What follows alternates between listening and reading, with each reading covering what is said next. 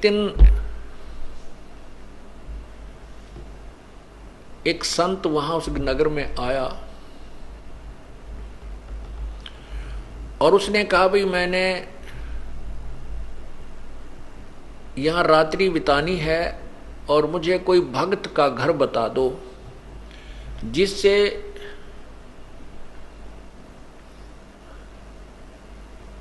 मेरा जो है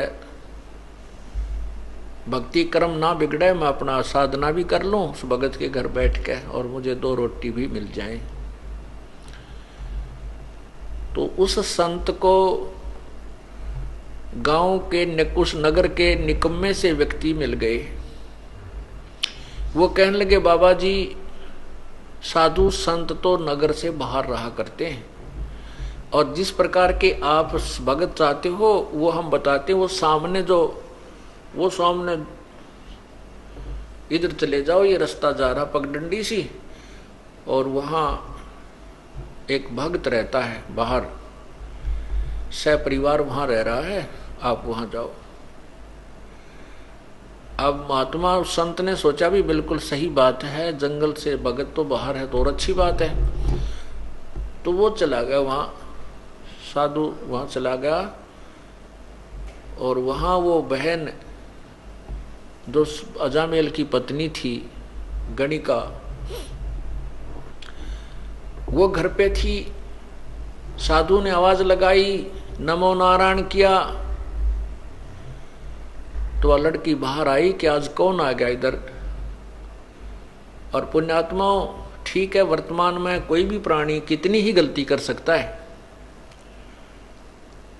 लेकिन उसके पूर्व जन्म की कोई पुण्य कमाई होती है, वो साधु संत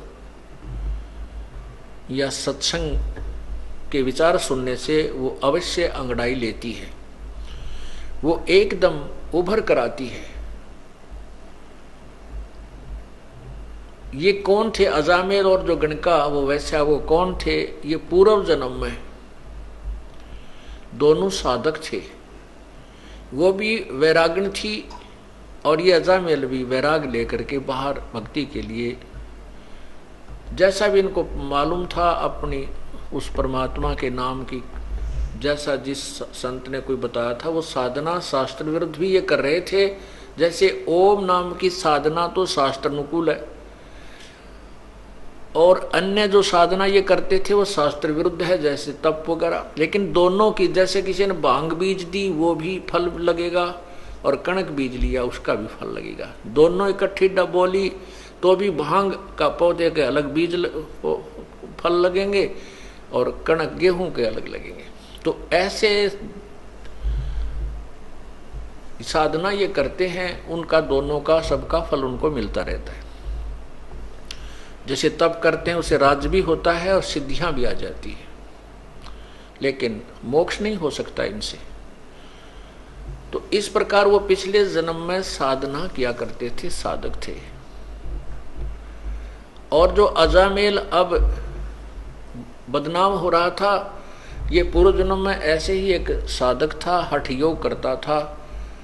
और ये हठ योग करते करते इसने अभ्यास कर रखा था समाधि लगाने का। समाधि क्या होती है आपको पहले भी कई बार बताया है कि इस शरीर के अंदर, हमारा शरीर जो है ये एक टेलीविजन समझो, और इसमें चैनल बने हुए हैं, जैसे मूल कमल, स्वाद चक्र, नाभि कमल, हृदय कमल, कंठ कमल, त्रिकुटी कमल, सहस्रार कमल। और इसमें जिसका भी जो चैनल ऑन हो गया पूर्व जन्म की कमाई से, और जैसे हठ योग से समाधिस्थ होने की चेष्टा जो करते हैं, वो न जाने कौन से कमल में कौन सा टेलीविजन का चैनल ऑन हो जाता है उनका, फिर उसको बार बार देखने का इंटरेस्ट बन जाता है। उसमें ऊपर के इस ब्रह्मांड में जैसे ये कहीं ग्रह चल रहे हैं, इनकी बड़ी अच्छी स्पीड नजर आती है, ऊपर की तरफ और बड़े बड़े पहाड़ हैं, स्वर्ग हैं, पता नहीं क्या क्या वहाँ उछल कूद होती है, नाच गाने ऊपर चल रहे हैं, तो वो सब दिखने लग जाते हैं। तो ये मन वही टिकता है जहाँ इसको वर्तमान से अधिक कोई अट्रैक्टिव वस्तु नजर आती है, आकर्षक वस्तु नजर आती है। जैसे इस मन की वृत्ति है कि जैसे अंधेरे में 25 वाट का बल्ब जग गया तो सभी वो पतंग जीव जंतु उसके पास पहुंच जाते हैं, और 100 वाट का जग जाता है तो उसकी तरफ भाग लेते हैं, उस 25 वाले पर कोई नहीं रहता। ऐसे ही जो हम यहाँ देख रहे हैं इस पृथ्वी के ऊपर, जो भी हम मन की आकर्षण वस्तु देखते हैं, इससे बहुत ज्यादा अधिक ऊपर के लोकों में है। जैसे आपने मार्कंडे ऋषि और उस इंद्र की पटरानी की वार्ता सुनी, तो यहाँ जो इंद्रलोक की सबसे खूबसूरत औरत आकर के मार्कंडे ऋषि के सामने डांस कर रही थी, लेकिन मार्कंडे ऋषि की समाधि ब्रह्मलोक के उस बड़े होटल की नाच गाने देख रहा था वहां बैठा। वो कहता है कि जहां मेरी समाधि गई हुई है वहां तेरे जैसी तो उन औरतों की, वहां ऊपर नाचने गाने वालों की दासियां हैं, तो तुझे मैं क्या चाहूं। तो ऐसे ही ये मन वही टिकता है इन समाधि लगाने वालों की, ये ऊपर के और ज्यादा अधिक बकवादें देखता है, और उधर इसका बैठे रहने से परमात्मा के आड़ में वो बैठते हैं, उससे सिद्धियां आ जाती हैं, तप बन जाता है, उसका भी फल मिलता है। तो ये अजामेल जो है ये पूर्व जन्म में ऐसे ही समाधि लगाने का अभ्यास था। कभी तो हठ योग करके समाधि लगने का इसने अभ्यास किया, जिससे वो परिपक्व अभ्यास हो गया, और एक दिन सोते सोते इसका वो अब समाधि लग गई। समाधि लग जाती है तो मन बहुत दूर पहुंच जाता है, वहां की बकवादें देखता रहता है और शरीर को कोई आभास नहीं होता।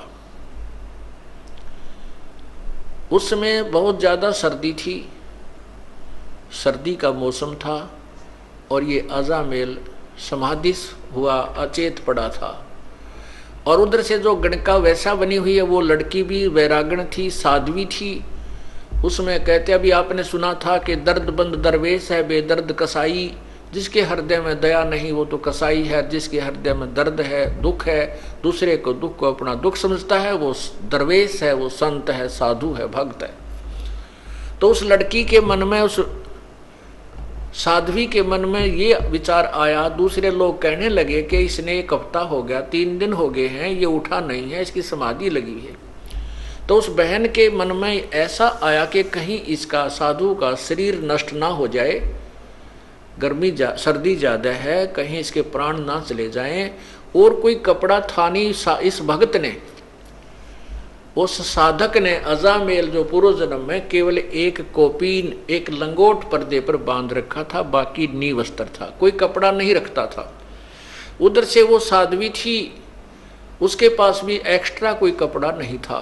तो उसने सोचा इस साधु का जीवन बचाना अति आवश्यक है, तो उस लड़की ने उस साधु के ऊपर लेट गई। वह उसके जीवन रक्षा करने के लिए, अपने शरीर का ताप देने के लिए वो बहन उस भगत के, समाधि लगाए हुए भगत के, यानी उस अजामेल के शरीर के ऊपर लेट गई। अब लेट गई तो वो गर्म, शरीर गर्म हुआ।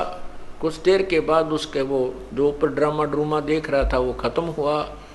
जब वो वापस आया से एकदम शरीर से बाहर, तो ये तपस्वी जो होते हैं ये ततैये बन जाते हैं, भेड़। ये नहीं देखते तुम किसको डस रहे हो, जरा सा हाथ लगते जैसे भेड़ डंक लगा देती है, सर्प डंक लगा देता है, ऐसे बन जाते हैं, ये सिद्ध बन जाते हैं इन साधनाओं से। जो ही उस संत, उस भक्त की आंखें खुली, समाधि टूटी, अपने ऊपर एक स्त्री को लेटे हुआ देखा, तो उस जन्म में तो ये ऐसा साधक था कि स्त्री को टच भी नहीं करना से अपना धर्म भंग समझता था। तो उसने उस औरत को ये सोचा कि ये मेरा धर्म भंग करने की चेष्टा कर रही है, उसको श्राप दे दिया कि तू वैसा बनेगी अगले जन्म में। तो उधर से वो भी उससे कैसी थी, दया तो थी उसमें, ये तो साधु में होता है, तभी तो भगवान की साधना की तरफ चलता है, दयालु जिसमें दया होती है। लेकिन जिसको साधना ठीक नहीं मिलती वो दयालु होकर भी दुष्ट कर्मों से नहीं चूकते। उधर से उस लड़की ने उसको श्राप दे दिया कि तू भड़ुआ बनेगा, अगले जन्म में तू भड़ुआ होगा। अर्थात व्यभिचारी होगा। तब जब उन दोनों का वो पारा सा उतर लिया छो का, फिर विचार करने लगे।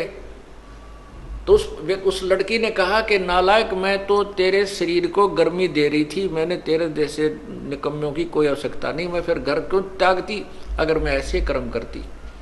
मैं तो, मुझे पता लगा कि 2-3 दिन से तू बेहोश पड़ा है, कहीं तेरा शरीर नष्ट ना हो जाए, मैं तो इसलिए तेरे शरीर को गर्मी देने के लिए, और कोई वस्त्र ना था मेरे पास, अपने ही शरीर से तेरी रक्षा कर रही थी। तब वो महसूस किया उसने भी कि बहन मेरे से गलती बन गई।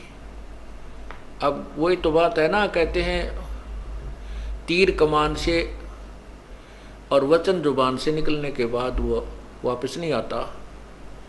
तो सोच समझ कर हमने हर क्रिया बोल चाल करनी चाहिए। तो उसी के परिणाम स्वरूप वो तो वैश्या बन गई, वो बदचलन बन गया, दोनों का फिर संयोग हो गया। अब वो पति पत्नी रूप में, फिर उसके बाद उनका काफी प्रेम बन गया। जैसे जब उन्होंने पता लगाया था कि उस भक्त ने भी पता लगा कि तू कुर्बान थी, तेरा शरीर की रक्षा की, तो उनका आपस में बहुत ज्यादा लगाव बन गया, आपस में प्रेम बन गया, एक दूसरे ममता बन गई। बिल्कुल वो उस जीवन में ब्रह्मचारी रहे और बिल्कुल ठीक रहे।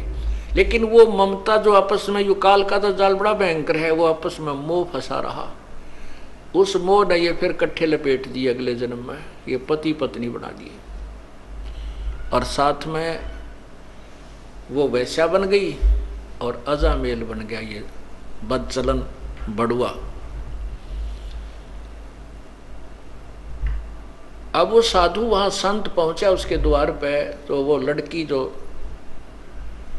गणका बनी हुई थी वो एकदम बाहर आई कि हमारे द्वार पर नमो नारायण करने वाला कौन आ गया। तो गाली देने वाले तो वैसे गा जाते थे, और आज ये परमात्मा का नाम उच्चार करने वाला कौन आ गया। एकदम वो बाहर आई और कहते हैं पिछले जन्म की जो साधना की हुई होती है, वो भक्त आत्मा मनुष्य जीवन से जब आते हैं तो शीघ्र भक्ति पर लग जाते हैं।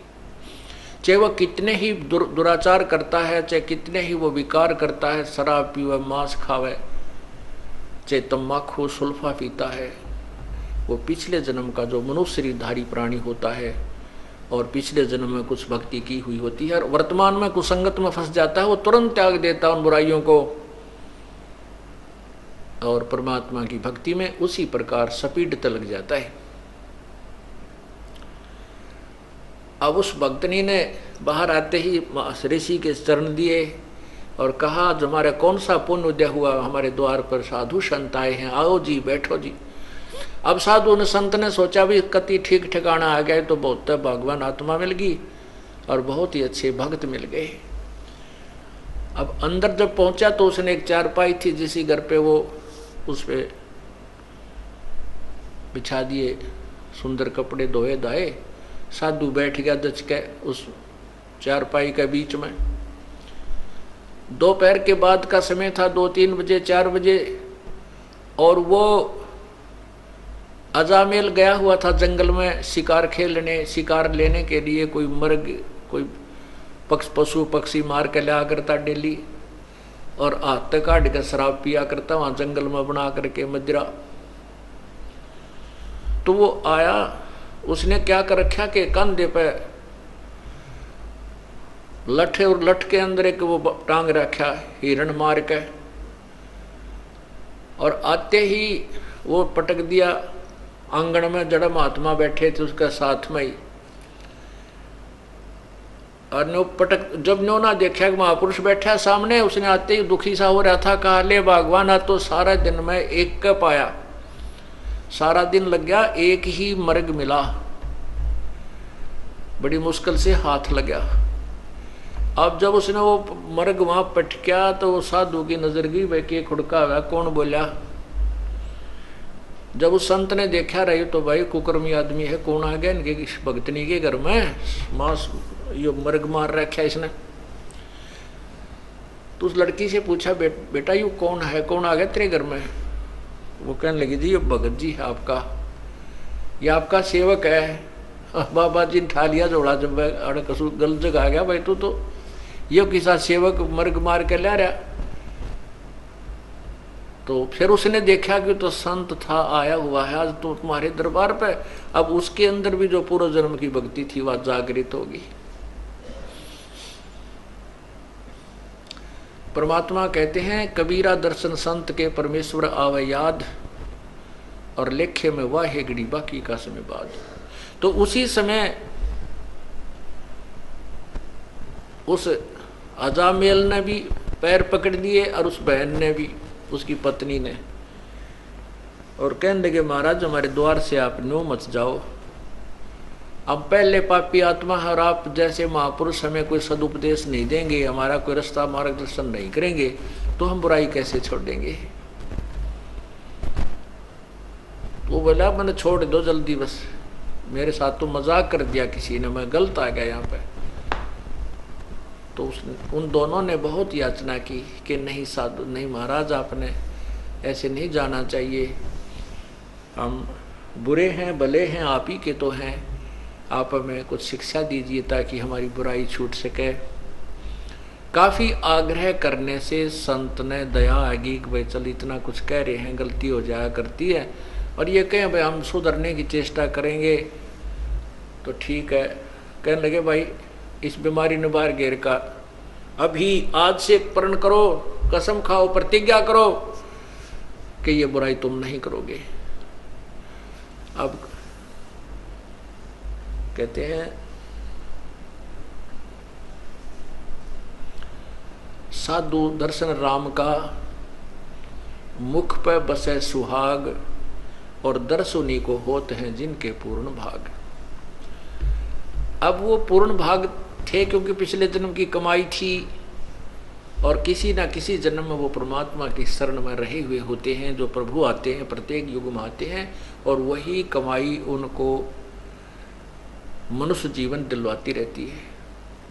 बाकी जो अन्य हठ योग आदि करते हैं वो तो मलाई यहीं खत्म खर्च करते रहते हैं, सिद्धियां प्राप्त करके या कोई राज्य प्राप्त करके फिर पैरेलल हो जाते हैं।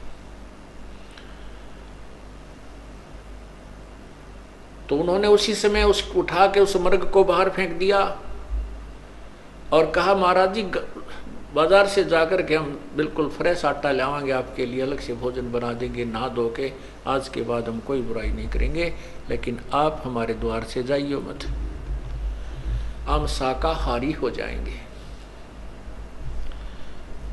अब उस संत ने कहा भाई ठीक है।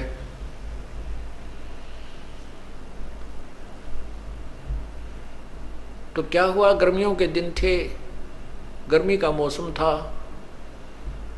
अब वो भोजन ला करके बाहर से उन्होंने नहा धो कर स्वच्छ हो करके सारा घर दोबारा लीप लाप के पवित्र कर दिया। कहने का भाव कि उस संत का पेटा भर दिया, भाई ई भी ये बिल्कुल ठीक हो गए।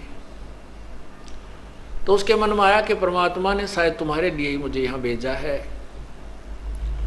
जैसा भी संत के विचार होते हैं वो अच्छे ही हुआ करते हैं, चाहे वो किसी भी भगवान की साधना कर रहा है। उसके जैसे खेल के खिलाड़ी होते हैं, उनके कोई किसी भी खेल में खेल रहे हैं, उनके नियम और वो सब उससे परिचित होते हैं।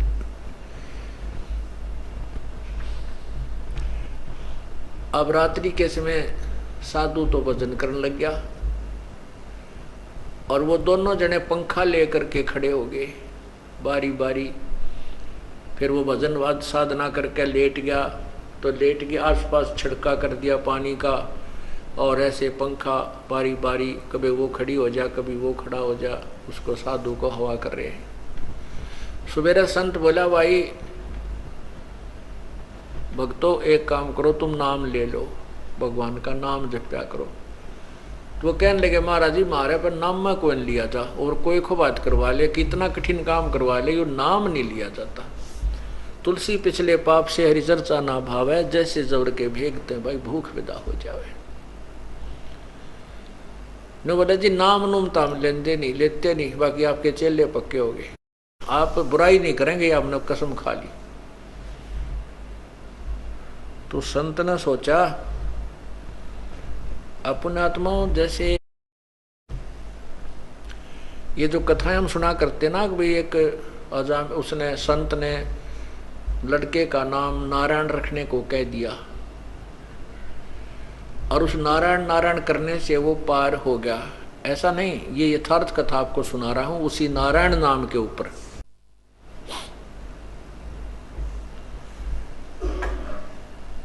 तो संत ने सोचा भाई इनके निकम्या के काम बिगड़ गए, गणे पाप गणे इकट्ठे हो गए, इसलिए इनके राम नाम में रुचि नहीं बन सकती, तो क्यों ना ऐसा तरीका कर दूं कि ये भगवान का नाम उच्चारण करने लग जा। न्यू बोला भाई तुम्हारा लड़का होगा 10वें महीने, लेकिन उस लड़के का नाम जो मैं बताऊं वही रखना, उसका नाम तुम नारायण रख लेना। दोनों ने करबद्ध होकर कहा कि प्रभु जैसे आपकी आज्ञा, आपकी दी संतान जो होगी पुत्र होगा तो उसका नाम हम नारायण रख देंगे। ऐसा ही हुआ, लड़का हुआ, लड़के का नाम नारायण रख दिया। अब छोटा बालक बुढ़ापे में बहुत प्यारा लगता है, छोटा बच्चा वैसे भी ज्यादा प्रिय होता है, लड़का हो चाहे लड़की। तो वो लड़का जब उसके इतना मोह हो गया उस नारायण नारायण करता, वो लड़का थोड़ी इधर उधर हो जाता, घंटा 2 घंटे ना आता, तो वो नारायण नारायण करता हुआ उस बालक ने ढूंढ के लाता, चाहे वो जंगल में कितना कोई बेर ब्यार खाने गया हुआ होता, फल खाने के लिए वहीं से ढूंढ के ले आता। अरे कित गया तेने अड़क खा जाएंगे हैं जंगली जानवर, बेटा दूर मत जाया कर, भयभीत रहता। उसके अंदर इतना मोह बन गया। एक दिन उसकी अचानक मृत्यु होगी, क्योंकि उसका समय जो है ना, उसकी मृत्यु होगी, उस अजामेल की मृत्यु होगी। तो उसको यम के दूत ऊपर लेकर गए धर्मराज के दरबार में, जहां अकाउंट होता है एज का, कर्मा का, कितनी आयु थी, कितने समय में यू मरा, इसने कैसे पुण्य कितने पाप किए। जब उसकी मृत्यु होगी तो उसकी पत्नी ने देखा कि तो मर गया अचानक। 2-4 दिन से वो अस्वस्थ भी चल रहा था। उसकी मृत्यु होते उसकी पत्नी ने हाहाकार मचा दिया। उसका कोई साथी था नहीं, ना कोई गांव का सहयोगी था, सब उससे नफरत करते थे। तो उसने सोचा इसका अंतिम संस्कार यहीं अपने आंगन में ही कर देती हूं। उसको घसीट कर एक साइड में कोने में रख लिया और उसके ऊपर लकड़ डालने शुरू कर दिए। लकड़ लाने लगी, इधर उधर से इकट्ठे करके चिता बनाने लगी। 1 घंटे 2 घंटे के बाद उसकी वापस चेतना आ गई, वो जीवित हो गया। तो ऊपर उसने देखा, वो जब वापस आया तो उसकी पत्नी बुरी तरह रो रही, वो लड़का भी रो रहा और उधर से वो चिता बना रही, लकड़ी ढो ढो के इकट्ठे करने लग रही। तो वो कहने लगा तू क्या कर रही है, क्यों रो रही है, क्या हो गया घर में। तो अपने पति को जीवित देख करके उसको खुशी तो हुई, लेकिन जो दुख वो महसूस कर चुकी थी वो दुख अभी भी उसके हृदय में विद्यमान था। और रोती रोती कहने लगी आप मर गए थे, आप जीवित कैसे हो गए, आप तो चले गए थे हमें छोड़कर। इस दुख में रो रही थी कि अब हमारा कौन है यहाँ पर, मैं किसके सहारे रहूंगी अकेली जंगल में, मेरे ऊपर तो पहाड़ टूट गया था। तब उसका यकीन हुआ रे सचमुच मैं तो मर गया था। क्योंकि ऊपर जब धर्मराज ने उसको कहा कि भाई ये व्यक्ति नहीं है वो अजामेल, उसी नगर में एक और अजामेल नाम है उसका, और वो भी ब्राह्मण है, वो नगर में रहता है, उसके पिता का ये नाम है, उसको लाओ, इसको छोड़ो वापस। तो वो वापस छोड़ दिया। तो वो कहने लगा अपनी पत्नी को कि वो अजामेल है उसका पुत्र ब्राह्मण का, वो मरेगा अब। उसकी पत्नी कहने लगी आपको क्या पता ऐसा कि वो मरेगा। तो उस अजामेल ने बताया कि ऐसे ऐसे सारी कहानी बताई, धर्मराज ने ये कहा है कि इसकी उम्र अभी है नहीं, इसके तो अभी 5-4 साल वर्ष और रहते हैं, 4-5 वर्ष रहते हैं, इसके वापस छोड़ो वो तरेगी। अब उस अजामेल के उस दिन के बाद या पक्की जचगी के मृत्यु तो होनी है। और समय भी थोड़ा ही बताया था धर्मराज ने, 4 वर्ष बताए थे, 5 वर्ष बताए थे। और या तो बात बिगड़ेगी। पुण्यात्माओं, ये परमात्मा की रजा होती है। उधर से क्या होता है कि वो अजामेल दूसरा उस नगर का मर गया, और जहां उसका बाहर कुटिया डाल रखी थी अजामेल ने, उससे थोड़ी सी दूरी पर, आधा किलोमीटर की दूरी पर वो शमशान घाट था। तो एक आधा घंटे के बाद देखते हैं कि वहां तो नगरवासियों की लाइन लग गई, और वो अजामेल, दूसरे अजामेल की चिता जल गई, उसको सवा कर दिया। तो उसने कहा कि देख ले वो। फिर वो जैसे अगले दिन गांव नगर में जाते थे सामान लेने, दुकान पर थे, वहां पता किया तो पता चला कि वो अजामेल मर गया, उसका लड़का, उस ब्राह्मण का कल मृत्यु होगी उसकी। तब दोनों का ये बात पक्की जचगी, क्या तो बात बिगड़ेगी। अजामेल बोला भगवान भजन कर ले, भक्ति कर ले, समय थोड़ा है और यहाँ सब कुछ यहीं रह जाएगा। अब भजन करें किसका, क्यों नाम नहीं, कुछ भी नाम उन्हें लिया नहीं। तब वो दयालु परमात्मा आते हैं और उनको, उस पुण्यात्माओं को सच्ची भक्ति देते हैं, ज्ञान कथा सुनाते हैं। लेकिन हमारे अंदर एक सबसे भयंकर बीमारी ये रही है कि हम राम और कृष्ण, ब्रह्मा विष्णु महेश या ब्रह्म से ऊपर यदि कोई कथा कहानी सुनाता है तो नहीं सुनते थे, और उसको एक बुद्धू समझ करके उसकी प्रत्येक बात पर अविश्वास कर देते थे। इसलिए परमात्मा बड़े दयालु हैं, बड़े सूझबूझ से काम करते रहे। तो उन्होंने कथाएं यही सुनाई, ब्रह्मा विष्णु महेश और ब्रह्म तक की, और नाम भी उनको वहीं तक के दे दिए। ओम नाम का जाप कराया। जैसे ब्रह्मा को ओम नाम दिया प्रभु ने, विष्णु को हरियम नाम दिया, शिव को सोहम नाम दिया।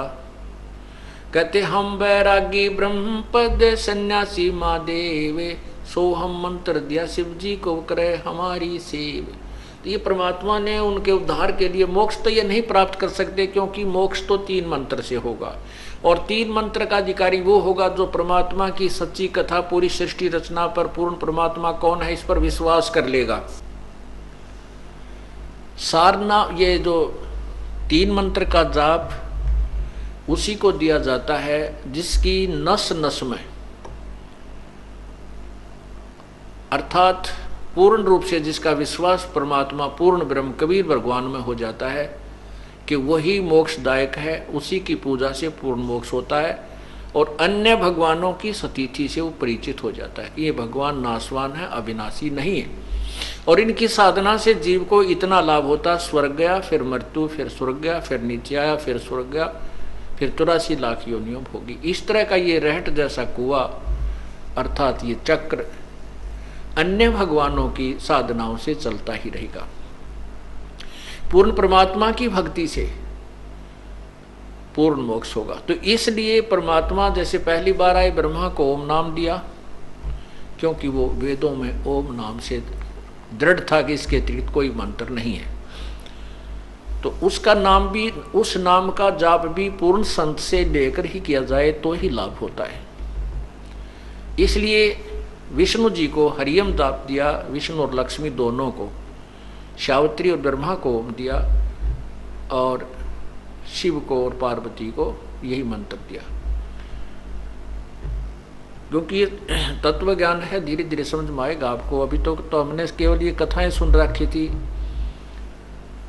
छोटी मोटी कथाएं थी, या संतोषी माता के व्रत की कथा सुन रखी थी,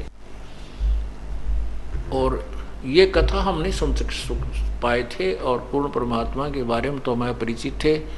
तो तत्व ज्ञान का धीरे धीरे समझ में आएगा कि ये मंत्र कहाँ काम करते हैं, कैसे करते हैं, कैसे राहत देते हैं। तो इस प्रकार फिर वो अजामेल पूर्ण परमात्मा आए,